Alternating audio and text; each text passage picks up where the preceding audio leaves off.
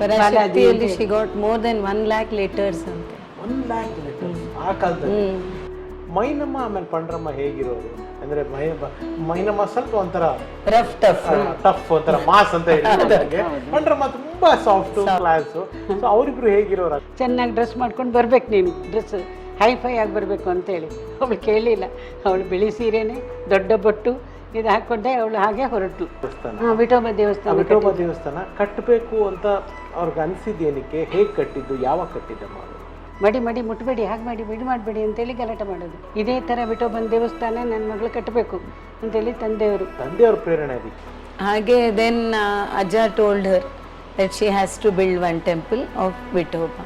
ಅಮ್ಮ ಅಲ್ಲಿ ಕಾಲ ಕಳೆಯೋರಮ್ಮ ದೇವಸ್ಥಾನದಲ್ಲಿ.